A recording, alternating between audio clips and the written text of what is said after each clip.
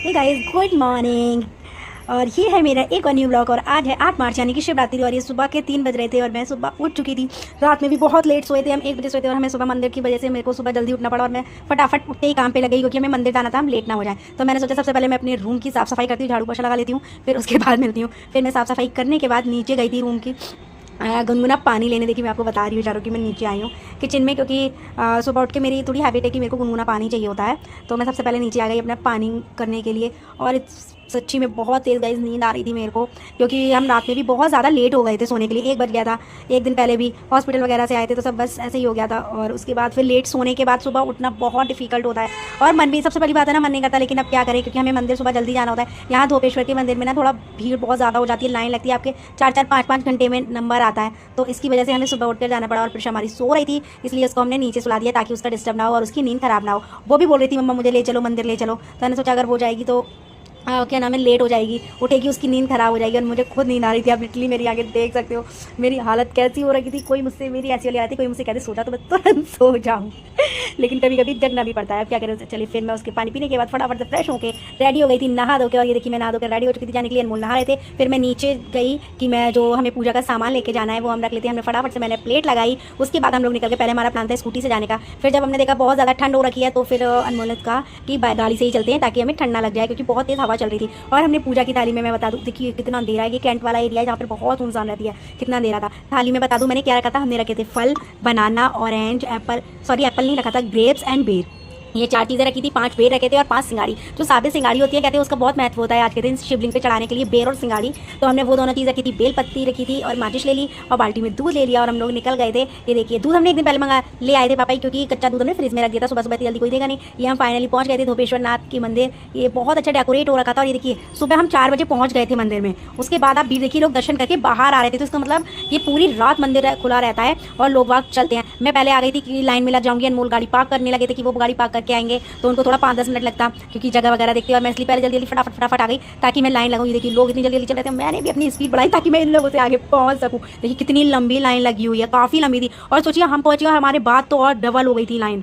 थोड़ा वो रहता है ना यहाँ पर। और फिर हम तो ऐसा भूल लेना, कुछ ऐसा हो नहीं सकता। पतिदेव आ गए और वो अपना फ़ोन गाड़ी में छोड़ाए और मैं माचिस गाड़ी में रह गई थी मेरी। तो मैंने सोचा ला वो दोनों चीज़ें ले आती हूँ। और दिया भी रह गया था जलाने का, तो मैंने कहा वो गए थे मैं ले आऊँ। फिर मैंने बोला चलो मैं ही लेके आती हूँ। तो मैं फिर सारा सामान लेने के लिए चली गई और वहाँ पर ठंडा नंगे पैर थी मैं और कंकड़ी चुभ रही थी। मैंने अपने स्लीपर्स जो थे ना गाड़ी में उतार दिए थे, लेकिन अनमोल ने नहीं उतारे थे, तो मैं अनमोल के स्लीपर्स पहन के गई। देखिए मैं गाड़ी पार्किंग जहाँ पर है वहाँ पर पहुँच गई। फिर वहाँ से चाबी, मोबाइल लेके आई, माचिस लेके आई और दिया, हम ये तीनों चीज़ लेके मैं फिर आ गई थी फाइनली। और अब मैं आपको दिखाऊंगी यहाँ से कितनी भीड़ है। देखिए सुबह इतने ज़्यादा ठेले लग चुके थे, यानी कि ऑलरेडी लगे हुए थे। ये यहाँ पे शॉप्स लग जाती हैं, पकौड़ी, चाट पकौड़ी, टिक्की, व्रत की और बिना व्रत की दोनों तरीके की मिलती है यहाँ पर। जो लोग व्रत मंदिर दर्शन करने आते हैं वो लोग खाते हैं। यहाँ पे देखिए मैं बोल रही थी लेकिन मेरी वॉइस क्लियर नहीं थी, इस वजह से मैंने इसमें वॉइस ओवर दिया क्योंकि आप लोगों को समझ में भी नहीं आ पाता। ये बरेली में ना बहुत फेमस टेम्पल है, धोपेश्वर नाथ, टीपरी नाथ, मैं भी दो के मैं नाम भूल जाती हूँ। 4 मंदिर हैं शिव जी के, जिसको नाथ, इसीलिए बरेली को नाथ नगरी भी कहा जाता है। कह रहे हैं सुनने में तो ये भी आया है शायद बरेली का नाम बदल दिया जाएगा। और ये यहाँ पर कुंड है, यहाँ पर लोग नहाते हैं, अभी ठंडक थी इसलिए नहीं नहाते थे। इस सामने देखिए हम इस वाले गेट पर खड़े और इतनी लंबी लाइन लगी हुई थी, सामने मंदिर था, इतनी सुंदर डेकोरेट हो रखा था ना मंदिर, एकदम मन खुश हो जाए एकदम से। देखिए एकदम फ्लावर से और उससे अच्छा सा डेकोरेशन हो रखी, देखिए एकदम बहुत अच्छा लगा। उसके बाद फिर हम लोगों ने अंदर गए, जल चढ़ाया, पूजा की। वहाँ पर इतनी भीड़ होती है कि आप ना तो कुछ शूट कर सकते हो ना ही कुछ कर सकते हो, तो फटाफट से दर्शन किए। और ये हम बाहर आ गए। ये बाहर जो मूर्तियाँ हैं हनुमान जी की, राधा कृष्ण की, राम परिवार, रस, जितने भी भगवान जी हैं उनकी सबकी मूर्तियाँ थी, हमने यहाँ पे दर्शन किए। और अब मैं आपको दिखाऊंगी आगे 9, ये इस मंदिर में ना 9 देवी की मूर्ति है, 9 देवियों का भी एक मंदिर है अलग से। यहाँ पर ये देखिए बहुत अच्छी लाइटिंग डेकोरेशन थी यहाँ पे। ये देखिए ये 9 देवियाँ हैं यहाँ पर। ये मंदिर मेरे को बहुत ही सुंदर लगता है। जो देवियों का एक कहते हैं ना कि एक रूप होता है जिससे आप आकर्षित होती हो ना, वो है इन देवियों का, एकदम आपके अंदर से एक अच्छी वाली। और यहाँ पर पुलिस लगी हुई थी ताकि कोई दूसरे गेट से ना जाए, फिर भी लोग दूसरे गेट से घुसे। उसका दर्शन करने के बाद हम निकल पड़े थे घर के लिए। और सबसे बड़ी बात बताऊँ, अगर इतनी जल्दी होती है लाइन काट के जाना और बीच में से जाना पीछे वाला, तो लोगों को मंदिर आना ही नहीं चाहिए, घर पर बैठ के पूजा कर लेनी चाहिए। लोग सुबह से लाइन में लगे हैं, बाद में आते हैं, बीच में लाइन काट के जहाँ जगह मिलती है वहीं घुस जाते हैं। ये सबसे आगे ऐसे पहुंच जाते हैं VIP लोग। भाई अगर आपको इतना वो है इशू तो आपको मंदिर आना ही नहीं चाहिए ना। और मैं घर आ गई, घर आके मैंने भगवान जी को नहीं लाया था, घर की पूजा की थी। सुबह हम करके नहीं जा पाए थे बिकॉज सब लोग सो रहे थे रूम में, मम्मी पापा ही, उनके रूम में मंदिर है जहाँ हम पूजा करते हैं, तो इस वजह से मैंने पानी गर्म किया ठाकुर जी और शंकर भगवान जी को नहलाने के लिए।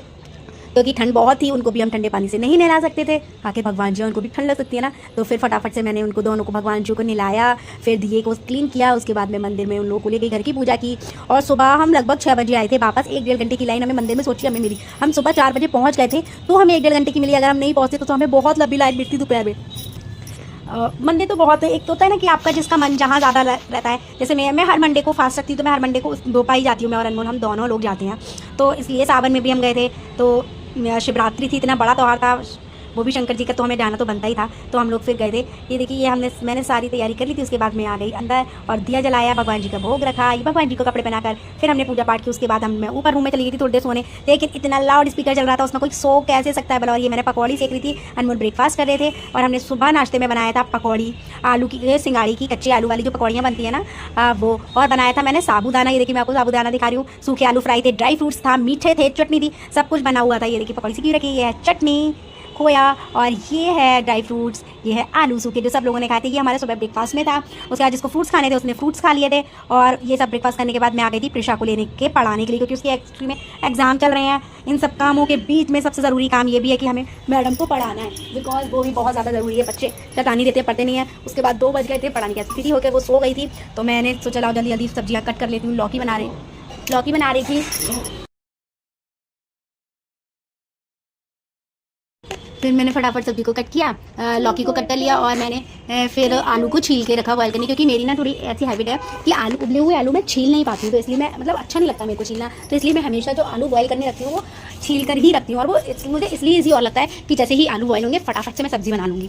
इसलिए ये मेरी थोड़ी हैबिट है कि मैं हमेशा, चाहे कितने भी किलो आलू डोसे बनाने होते हैं, सब्जी बनानी होती है, कितने भी आज भी हमें ज़्यादा आलू उबालने थे तो भी मैं छील कर ही रखती हूँ। क्योंकि मेरे को अच्छा एक होता है ना कि आप जल्दी जल्दी काम कर रहे हो, तो मेरे को हो रहा है फटाफट से जैसे आलू बॉयल हो जाएंगे तो मैं जल्दी से इसको सब्जी बना लूँगी, या जो भी हमें काम करना होगा वो कर लूँगी। इसलिए मेरे को उबले हुए आलू छीलना पसंद नहीं है। ऐसा होता है ना, कच्चे आलू हम छीलने वाले नहीं से छील सकते हैं, लेकिन उबले हुए आलू में हाथों छीलने पड़ते हैं, इसलिए थोड़ा सा डिफिकल्ट लगता है, मेरे को पसंद नहीं है। और हमारे यहाँ इतना शोर मच रहा था ना, इसलिए मैंने पूरी वीडियो में वॉइस ओवर दिया। देखिए इसमें भी मैं बात कर रही हूँ, लेकिन पीछे से जो साउंड वाले होते हैं वो निकल रहे थे, पूरा दिन डीजे निकला है। एक तरह से ये कह सकते हैं ना, हम सर में दर्द कर दिया इन लोगों ने हमारे। फिर फटाफट से मैंने सब्जी बनाई। ये देखिए हमारी आलू की सब्जी बनकर तैयार हो गई थी।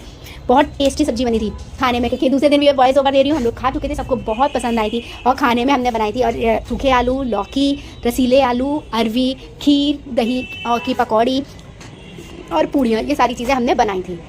ये और सबके यहाँ भी बहुत सारी चीज़ें बनती हैं। आप लोग बताना कि आप लोग के यहाँ क्या क्या बनता है, क्या क्या होता है शिवरात्रि में। हमारे यहाँ ऐसा होता है, सुबह पूजा करने जाते हैं, खाना पीना खाते हैं, मौज करते हैं। और ये रात को ये बारात निकल रही थी, जिसको हम राम जी की बारात कहते हैं, राजगद्दी भी कहा जाता है इसको। तो वो निकल रही थी, वो देखी थी। बहुत लेट आई थी हमारे घर के आगे, 10:30 बजे समथिंग आई थी। हम लोगों ने वो देखी। उसके बाद हम लोग किचन विचन क्लीन करने के बाद, ये देखिए मेरे को सबसे अच्छा पार्ट लगते हैं पुलिस। ये देखिए आर्मी वाले हमारे घर के आगे से निकल रहे थे, पुलिसमैन जो होते हैं।